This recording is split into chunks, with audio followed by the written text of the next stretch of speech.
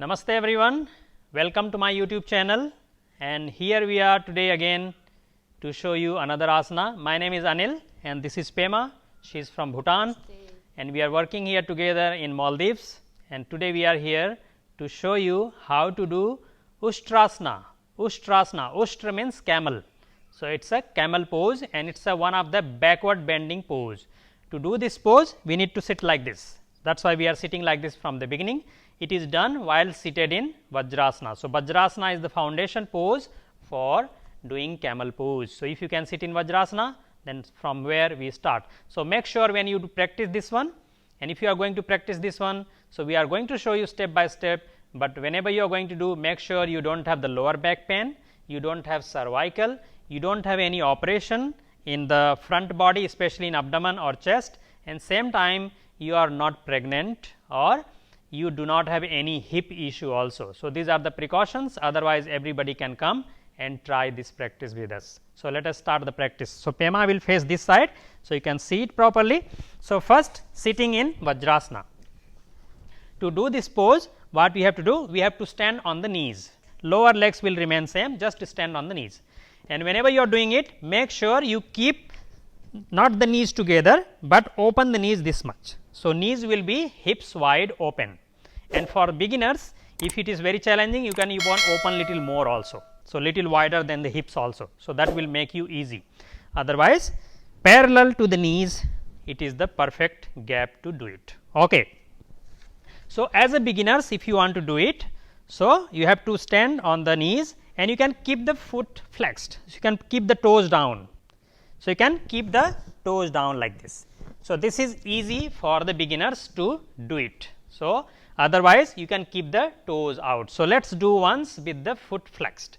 Okay. So, as a beginners, make sure you keep the hands on the waist. So, what will happen? Your thumbs will go touching each other almost.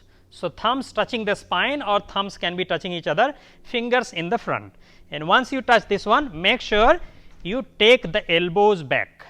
Yeah. So, elbows really going back like this. So, not taking side, elbows going back. So, if you doing this one, you can be able to take and open your shoulders, and same time if your elbows are going back, what will happen? You can support your back nicely with the hands. If your elbows are side, you cannot support.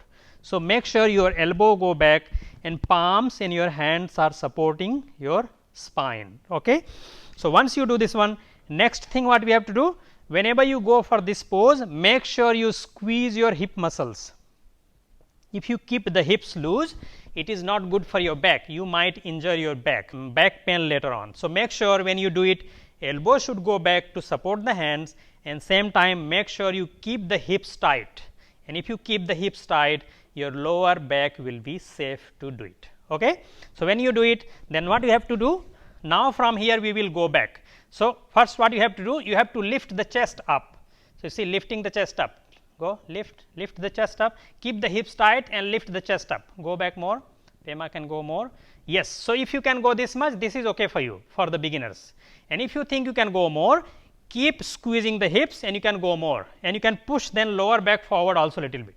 So, pushing the lower back forward and lifting the chest towards ceiling, and then you can try dropping your head back. But if you have cervical problem, make sure you do not bend the neck too much backward, just keeping whatever feels easy for you, and keep lifting the chest up, keep taking the shoulders back, keep taking the elbows back, squeezing the hips, and try going as far as you can. So, this is the another level. So, first just lifting the chest, second going this much, then come back. Okay. So, this is the way you practice as a beginner and as an intermediate, but if you want to go to the real pose, then take the toes out. You can take the toes out, so you can go more deeper. Okay. Again hands on the waist, take the elbows back, open the shoulders, and then again squeeze your hips, then go back. So, pushing the back forward, hips forward, opening, then try to grab your heels with one hand and then other hand, nicely placing the palms on the heels. Then what you have to do? Drop your head back, same time like you want to lift the chest up and push this portion like a lower belly to the front of the room. So, that is how you make nice arch in the back, but make sure you keep the hips tight, otherwise you going to have lower back pain if your back is weak, otherwise better to do with the squeezed or tight hips. So, keep the hips tight, keep pushing chest up, support with the arms should be straight and head should be hanged behind as long as you feel easy. So, this is the way to do it nicely, the camel pose. To come back, take your one hand first on the back and then other hand, and this is the way you can come back and sit down to the pose. And once you finish this pose, you must do the child pose. So, go in child pose, you can take the hands away further or you can take it back side and you can just do the counter pose, because it is the backward bending, you going extremely backward bending. So, make sure whenever you do this one, you go forward to relax your back and relax your upper back and everything, and you can stay in this pose for few breathings. This is the way you can make your practice safe, step by step, and it is good for the back. And if you do this pose, it is very good for the strengthening your back muscles, because when you do it, all erector spine muscles and all major muscles of the back are contracted, they are active. So, you can make them stronger and same time it open the chest. So, when you opening the chest, it will develop your lungs breathing capacity, and same time you can feel the stretch in your abdominal area.